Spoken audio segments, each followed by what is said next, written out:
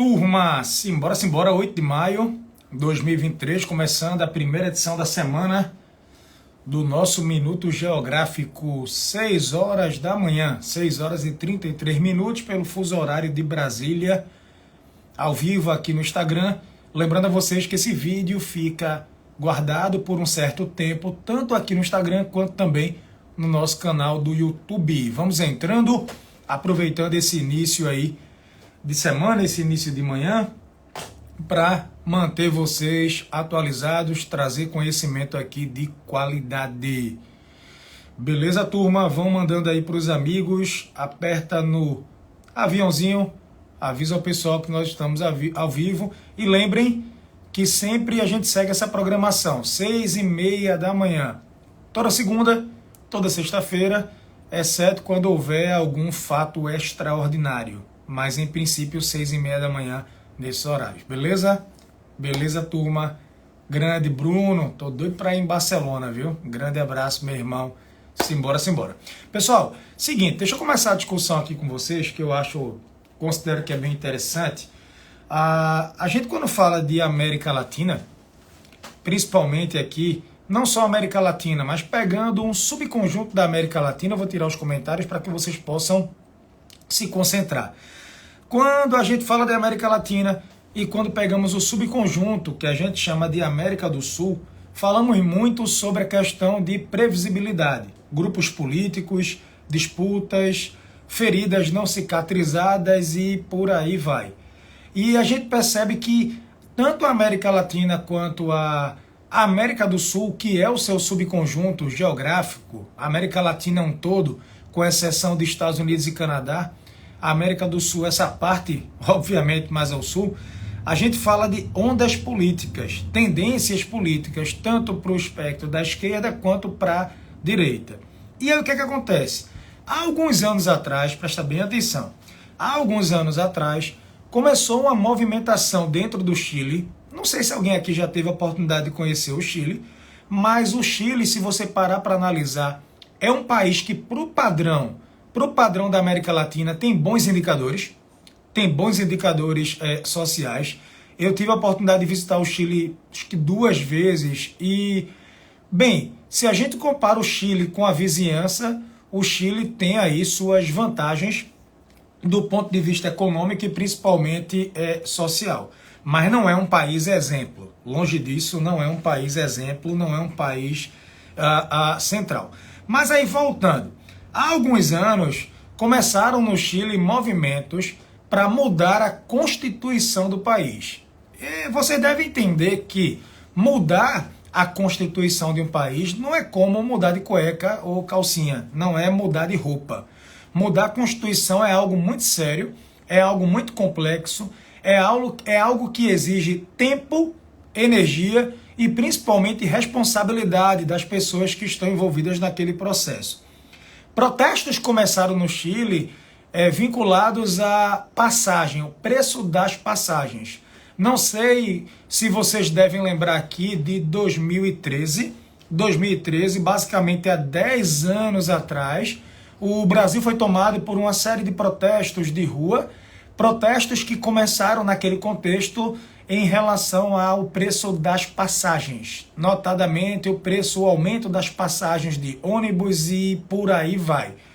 Bem, a história, vocês já sabem, o início e o meio, eu não vou falar de fim porque não acabou e nunca acabará esse contexto aí de mobilidade, desse tabuleiro geossocial, mas aí no Chile os protestos de 2019 foram bem semelhantes, também relacionados a essa questão das passagens. Então a população queria mudar a Constituição.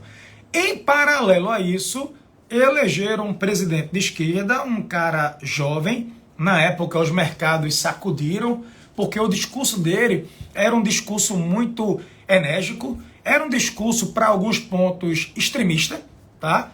Mas depois que ele assumiu, é bem verdade, tem que se dizer, depois que ele assumiu, parece que ele percebeu que existe uma distância entre o discurso e a prática. Eu vou falar melhor. Existe uma distância entre o discurso e os fatos concretos. Isso serve não só para ele, mas para muitos outros políticos eleitos como chefes de Estado, né, como presidentes, ora como também escolhidos como primeiro para presidir o parlamento, né, nos países que têm o parlamentarismo como um sistema de governo, perceber que existe o discurso e existe o ato concreto. E aí o que é que vai acontecer?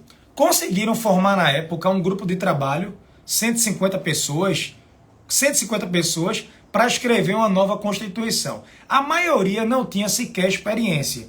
E o documento ficou extremamente confuso. O documento ficou tão confuso, mas tão confuso, que ele foi simplesmente reprovado. Boa parte da população disse não, a gente não quer essa nova Constituição. Só para vocês entenderem, a grande polêmica, a grande briga que dizem é o seguinte: nós queremos uma Constituição nova, porque a nossa atual Constituição, ela não dialoga com a realidade e ela é da época do contexto do Augusto Pinochet, né? Período de Pinochet, que foi um período ditatorial do Chile. Então, basicamente, eles querem fazer uma reforma na Constituição, querem alterar a Constituição, querem escrever uma nova Carta Magna, mas aí fizeram a primeira tentativa. Primeira tentativa, o povo disse não, porque o documento confuso, com falhas, todo o processo, na verdade, foi um processo de atropelo. Aí o que é que vai acontecer?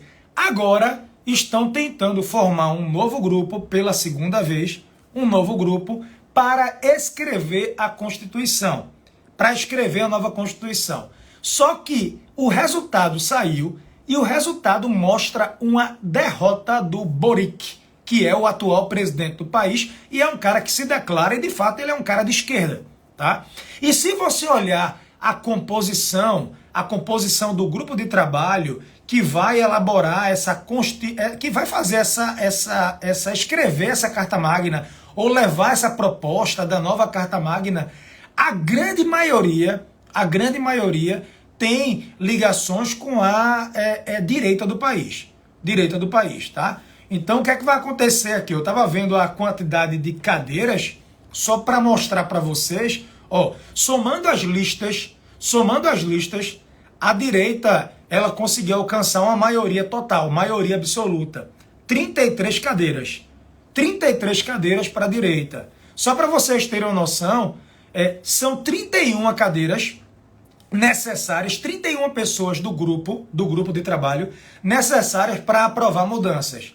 A direita, de 31 cadeiras necessárias, conseguiu 33. Então já tem uma maioria absoluta com certa folga. E por outro lado, a esquerda, que é ligada ao presidente, ao Boric, é ligada ao presidente do Chile, não conseguiu 21 cadeiras, que é o número necessário para vetos. 21 cadeiras é o necessário para você conseguir o quê? Vetar medidas que você não concorda. Então, a direita alcançou, em tese, oposição ao presidente, alcançou 33 cadeiras, e eram necessárias 31 para aprovar várias mudanças, e a esquerda não conseguiu 21, que é o necessário para o veto. O que eu percebi é que, lembra a história que eu falei? O discurso e a prática, o discurso e o fato concreto. O próprio presidente do Chile, ele vem se aproximando da centro-direita. Ele percebeu que não teria governabilidade. Exemplo, aprovar a reforma tributária, aprovar várias reformas, ele não conseguia aprovar. Ele viu que no cantinho que ele estava, ele dialogava com um pequeno grupo, que era uma espécie de torcida organizada para ele, mas que não aprovava nada. E aí ele percebeu, vou ter que mudar algumas características do meu governo. Ele fez 2 reformas ministeriais para conseguir agradar parte do parlamento. E aí agora sim, você percebe um presidente que, eu não vou dizer que ele é de direita, nunca disso, tá? Mas que ele se aproximou da centro-direita. Então, de certa forma, essa eleição agora foi obrigatória para o grupo, para conseguir escrever a nova Constituição. Essa eleição mostra uma derrota por parte do presidente, tá? Que tradicionalmente ele é um presidente de esquerda, mostra uma derrota dele, e fora isso mostra que ele vai ter que dialogar com o outro lado, porque senão ele não vai aprovar nada, e nem vai fazer possivelmente o seu sucessor. Só para quem perguntou, Joca, e isso daí é obrigatório? Sim, é obrigatória a votação. a expectativa não era de grande participação, porque os chilenos já foram para as ruas 7 vezes em 2 anos. 7 vezes em 2 anos. Eles foram votar para prefeito, para vereador, para deputado, para governador, para presidente, nas primárias e em plebiscitos. Aí não tinha expectativa, mas foi boa. Foi boa. 81% dos eleitores foram votar. Não é 81%, veja. Não significa 81% da população. De quem está apto para votar, 81% de votos aí, você tem 19% de abstenção. Tá bom? Então, expectativa agora para uma nova carta, uma nova Constituição do Chile que vai ser escrita, que pode ser aprovada. A última redação, gente, tinha quase 400 artigos. E foi levada por uma Assembleia Constituinte, que era uma bagunça. Eram 154 pessoas, a maioria cidadãos comuns e muitos que estavam ali legislando por interesse próprio. Então, inexperiência, desordem, muita lacração.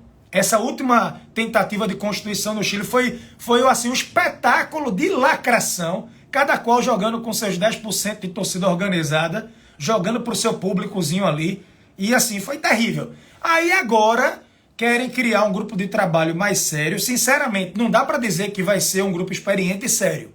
Também não dá. Mas estão na tentativa para escrever uma nova Constituição mais independente, o processo para o país. Ok? É histórico, João? É histórico, sim, porque o Chile nunca viu uma vitória desse espectro político, tá? Nessa fase recente. Então, de certa forma, é um resultado histórico. Existe algum consenso? Veja, independente de esquerda ou direita, tem algumas coisas que são inegociáveis. Exemplo, Estado unitário, República Democrática, 3 poderes independentes, e já tem consenso. O Banco Central tem que ser independente. Atenção, viu?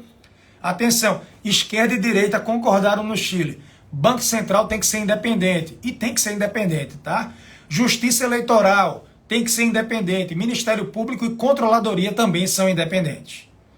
Beleza? Lembrando, a nova Constituição deve substituir a Carta que está em vigor desde 1980 no contexto da ditadura do Augusto Pinochet. Beleza, pessoal? Tranquilo, tranquilo. Alguns jornais disseram a ultradireita, grande vencedora da eleição do Conselho. Veja, não é ultradireita não, pessoal. Tem inclusive algumas pessoas que estão se declarando de direita nesse grupo de trabalho e que já trabalharam com o atual presidente, que é ligado à esquerda. Então, veja, por favor. Beleza? Tranquilo, tranquilo. Pessoal, só mais uma notícia saindo um pouco de América Latina. E o que é que a gente pode trazer de exemplo para o Brasil em relação ao Chile, em relação à América do Sul. Não sei se alguém viu aqui, eu abri os comentários de volta, tá? O premier do Japão, o ministro japonês, deu uma declaração histórica. Ele lamentou a violência contra a Coreia do Sul. E ele buscou uma aliança anti-Coreia do Norte e anti-China. Não sei se alguém viu, vou repetir. O ministro do Japão deu uma declaração se desculpando da Coreia do Sul, investindo muito dinheiro por lá, reparação histórica, porque a gente estima que 800 mil sul-coreanos foram explorados, 1.300 dos quais ainda estão vivos, e 200 mil mulheres da Coreia do Sul foram forçadas a se prostituir aos soldados do exército japonês. São as mulheres de conforto, as escravas de conforto. Tem muita obra interessante sobre essa temática. Algumas mulheres estupradas, obrigadas a se prostituírem, estão vivas ainda. Podem acreditar. E aí, resultado, a Coreia foi colônia do Japão entre 1910 e 1945. Eu já vinha falando disso, não foi, Davilã?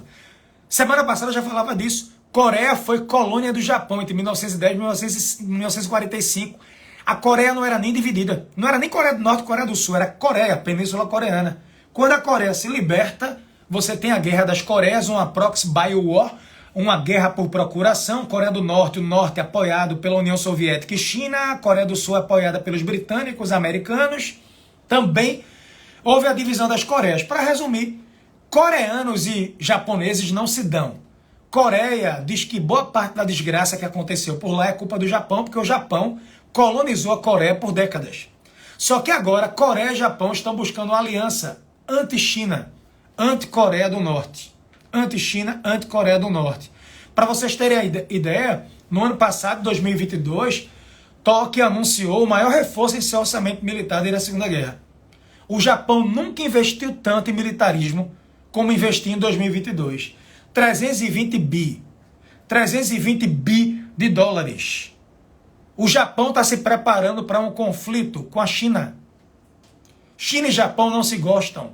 China e Japão já entraram em guerra, têm disputas históricas. O Japão, na Segunda Guerra, invadiu a China. Coordenou os massacres de Nanquim contra civis e militares. Japão e China não se gostam. A China é muito forte agora. A China caminha para ser a maior potência do mundo e o Japão percebeu que se ficar parado vai ser engolido. O Japão decidiu acordar, o Japão decidiu aumentar seu investimento militar. Recorde em investimento militar 2022, maior gasto militar da história do Japão desde a Segunda Guerra. E agora o Japão procura a Coreia do Sul e disse assim, bora fazer uma aliança anti-China, porque o cacete vai comer. Bora fazer uma aliança anti-Coreia do Norte. Coreia do Norte tem feito muito teste nuclear. Bora se juntar à Coreia do Sul. Se você é inimiga do meu inimigo, nós somos amigos. Inimigo externo comum, aquela tese. Pois é. E aí os americanos têm aumentado a presença militar na região. Filipinas, Indonésia, Malásia, Vietnã. Tantos países aí que estão disputando com a China o mar territorial da China, e os americanos estão tentando, de alguma forma, se aproximar. Beleza, turma? Tranquilo, tranquilo. A disputa histórica, eu falo muito disso no curso de geopolítica, sobre a Manchúria, sobre as disputas entre China e Japão, a era Meiji. O Japão se abriu para o mundo no final do século XIX, buscou expansionismo, buscou se contrapor à Rússia, se contrapor à China. O Japão foi o primeiro país não europeu a derrotar a Rússia em 1905. Derrotaram o imperador Nicolau II da Rússia. O Japão já foi, o império japonês já foi muito forte. E a Coreia do Sul concordou com a proposta do Japão, Gleice. Coreia do Sul concordou com a proposta do Japão. Disse, o coração dói, pensamos na dor, mas vamos trabalhar em conjunto. Japão e Coreia do Sul estão firmes. Eu avisei isso aqui que ia acontecer. A Coreia do Sul já tinha colocado o Japão numa lista VIP de países amigos que tem prioridade no comércio com a Coreia do Sul. Então isso já ia acontecer. Já ia acontecer. Grande Arthur, obrigado, irmão. Um amigo estava me agradecendo a indicação do seu curso ontem. Muito bom mesmo para quem tem interesse. Obrigado, amigo. Não mereço, mas agradeço. E deixa eu falar uma coisa para vocês. Estão sabendo da reunião? Alguém acompanhou aqui a coroação de Charles III? Charles III, alguém acompanhou? Vocês souberam que, simultaneamente à coroação de Charles, Índia, China e Rússia fizeram uma reunião sobre o dólar? Alguém está sabendo da reunião entre China, Índia e Rússia sobre o dólar? Agora, fizeram reunião simultaneamente. Charles III estava sendo coroado, Índia, China e Rússia falando sobre desdolarização. Tem muito investidor americano com mão na cabeça, dizendo que o dólar pode deixar de ser uma reserva de valor. Uma moeda que seja reserva importante. Olha o que o jovem perguntou. Olhem o que o jovem perguntou. Pretendem monetizar a dívida dos Estados Unidos imprimindo trilhões. Antecipando-se a isso, já estão se afastando do dólar. Grandes economias como China, Arábia Saudita e Brasil. Enfrentaremos um momento no futuro em que o dólar não será mais a moeda global de reserva. O que nós, americanos, podemos fazer para nos resguardar do que parece ser o início da desdolarização? Isso foi num encontro forte, envolvendo um grande investidor americano. E ele respondeu: nós somos a moeda de reserva, não vejo outra opção.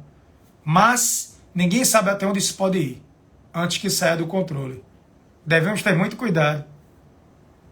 É fácil para a América fazer muito, mas se fizermos demais, é difícil se recuperar. As pessoas podem perder a fé no dólar. A América é rica, temos tudo a nosso favor. Mas isso não quer dizer que podemos simplesmente imprimir dólar indefinidamente.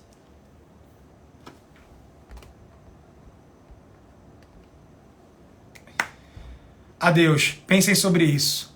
Desdolarização. Uma semana extraordinária. Alunos, estou indo para o grupo já gravar o podcast especial para vocês. Quem tem interesse em entrar na minha turma e fazer o curso, entrar também no grupo de alunos, vai na bio, faz o cadastro na pré-reserva, na lista de espera. Valeu? Beijo para vocês. Saúde, uma semana extraordinária. Vou levar as crianças agora para os deveres, eu também dever me aguardar. Simbora, turma!